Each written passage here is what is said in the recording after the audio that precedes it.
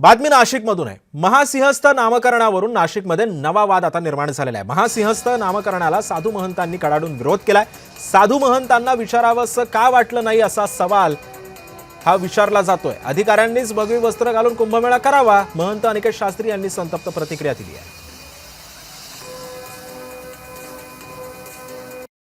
आगामी कुंभमेळ्याच्या अनुषंगाने नाशिक आणि त्र्यंबकेश्वरमध्ये मोठ्या प्रमाणात हे विकास कामं सुरू आहेत।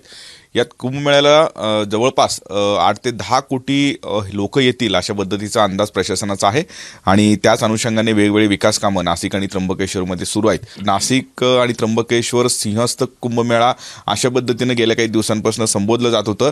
आता हे महासिंहस्थ नावाने ब्रँडिंग करण्याची तयारी प्रशासनाची आहे। एक चांगला निर्णय प्रशासनाचा आहे, पण आपण या संदर्भात नाराज आहात। नेमकी नाराजी का बरं आहे?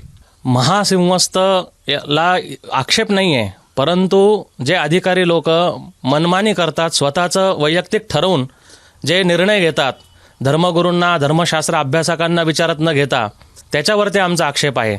हा सिंहस्थ सुमारे 80 वर्षानंतर आलेला आहे।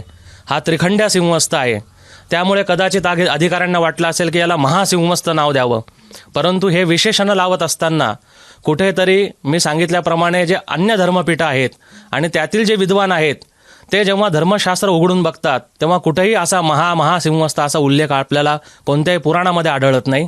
त्यामुळे कुठेही धर्माचं विद्रुपीकरण होईल आणि महाराष्ट्र सरकारचं हसू होईल असं अधिकाऱ्यांनी करू नये। त्यांनी विद्वत मंडळींचा, धर्मशास्त्र अभ्यासकांचा, साधू संतांचा विचार घ्यावा, मार्गदर्शन घ्यावे। आणि मी कायम म्हणत आलेलो आहे की प्राधिकरणामध्ये साधू संतांना, स्थानिक धर्माचार्यांना स्थान न दिल्यामुळे हा प्रकार घडत आहे। कुठेतरी समन्वय कमी होत आहे, याचं हे एक उत्तम उदाहरण आहे। किरण गोटूर, जय महाराष्ट्र न्यूज, नाशिक।